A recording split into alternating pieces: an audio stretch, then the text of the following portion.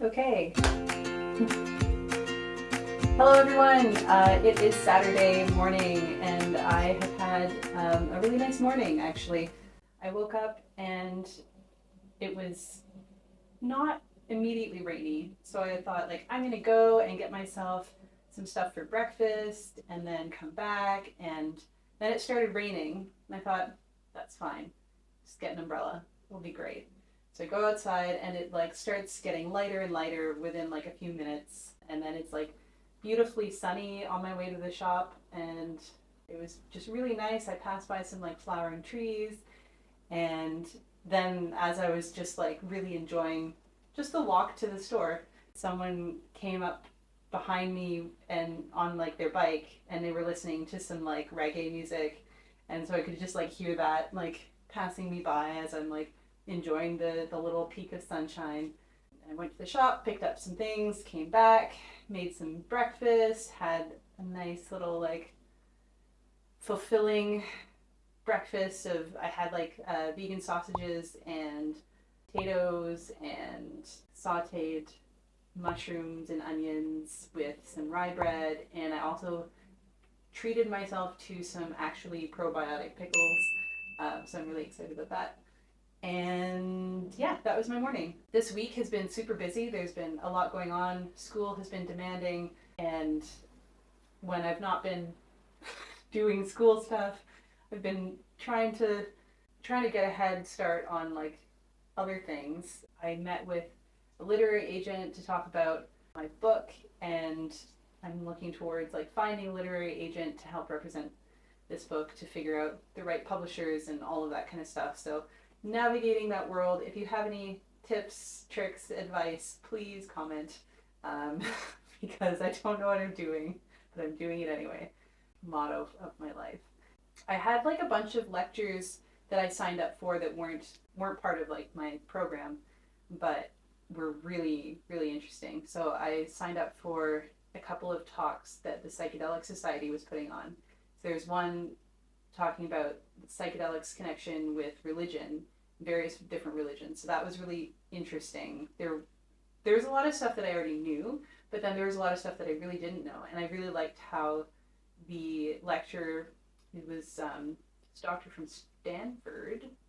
I mean, not like a medical doctor, I don't think, but like philosophy doctor uh, from Stanford, and he was talking about how we have like this big emphasis on certain indigenous traditions of psychedelic use.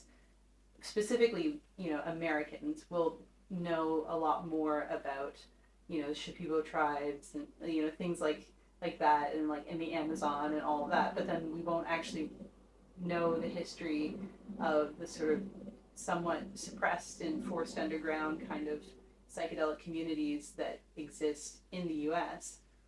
I'm not American, but it was interesting having that perspective because it's not one that I often hear. And you talked about a few different groups that I wasn't really particularly aware of. I mean, I knew that psychedelic societies that really flourished in the 60s didn't disappear overnight as soon as, these drugs became illegal. They went underground. They, created networks and sort of hid what they were doing, but still were doing it. And some of them weren't hiding what they were doing. They just found other ways to do it. So that was really interesting, and I highly recommend checking out any other lectures that he does. He was also promoting a course that he's doing in the summer with the University of Amsterdam. So if that's something that interests you, let me know. I'll give you the details. Maybe I'll be able to put them in the description box below. I went to Queer Pack again this week. That's been just a really wonderful way for me to get into the sort of like queer community in London. It's a weekly event, and I've just been meeting wonderful people, and each week there's people that I remember from the week before, and there's also a lot of new people.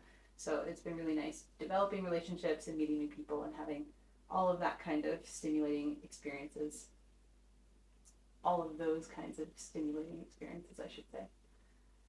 Next week, I've got a networking event for the Division of Medicine, and I've signed up to perform.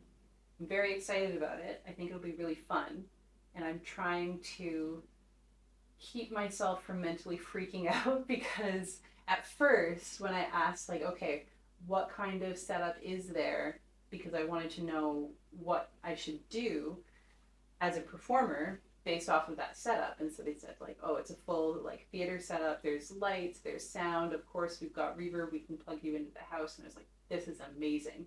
So I chose the song that I was going to perform based off of that, and they wanted to know in advance what song I would do. So I told them, and that's how things went. And then like this last week, I found out that they don't actually have access to all of that equipment. We will only have access to the lecture level of equipment. So lapel mics. That's what we're working with. They're trying their best to try and like locate an amp and like there's a couple of microphones, and I think they're trying to get a microphone stand. But yeah, so I've been a little bit worried about that because if you're a performer, you will probably know that if you're used to playing music with effects like reverb, and suddenly that is not an effect that is available to you, you can still do whatever songs you want to do, but it's not going to be the same. And the way that you have to play that is going to be different, and it's significantly more challenging to have no effects. And so you feel a lot more vulnerable, or at least I do. I feel much more vulnerable when I can't, accentuate what I'm doing with effects. So we're gonna see what happens. And I might end up doing poetry instead, or maybe I'll do something that is more acoustically oriented. And maybe we'll see what it feels like in the space.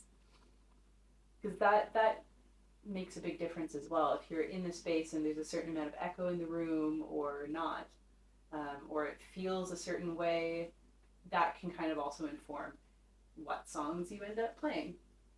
So I'm just going to practice a bunch of music this weekend, and hopefully that will be good enough. Also, I was listening to the radio. Well, I put on Spotify. I put on like one song that I kind of forget what it was now, but I asked Spotify to play it, and then it auto-played a bunch of other songs. And one of the songs that it auto-played was one that I don't think I'd heard before. I might have heard it before, but just not realized it. But it definitely like struck me as like a really beautiful little song that I love. And it's called Bless the Telephone. And I've been trying to learn it. It's challenging because there's a few chords that my fingers don't want to do. And I'm really excited to be able to play it well. But it's a really cute song. If you haven't heard it before, I recommend listening to it. And I just really like having more songs that I can play that can put me in a good mood. And I'm really excited for the weather to start getting nicer, for it to get warmer.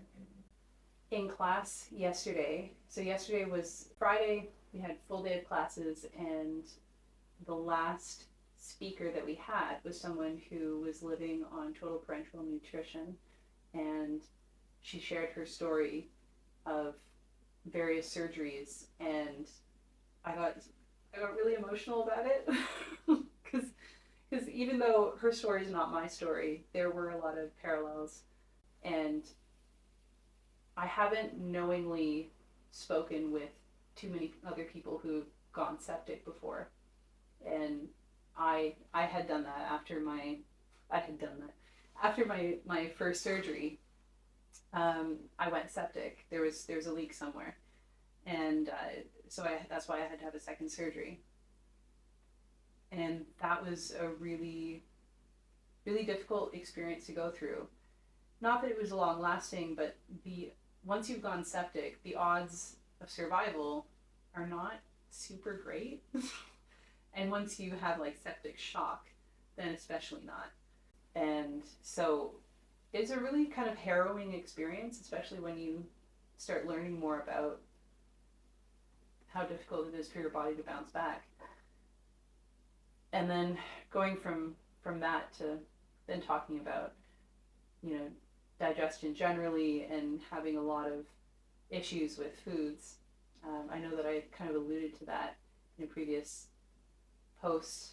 But yeah, like I have a very sensitive system. But bit by bit, it's getting better.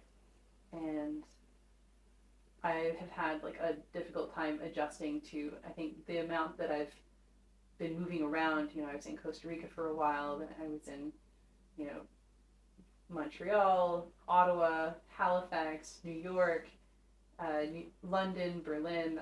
I've been around Amsterdam. I've been traveling a lot in the last couple of years, and I think my body has been having a hard time with that. Anyways, so that's a little update from me. I hope that you're having a wonderful new month. It is March now. Let me know what you're up to.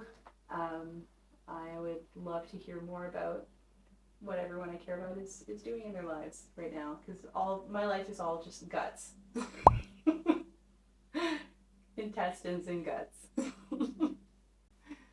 So anything other than that, or even along those lines, happy to hear about all that's going on in your life. So this is me signing off from London. I'll see you next week.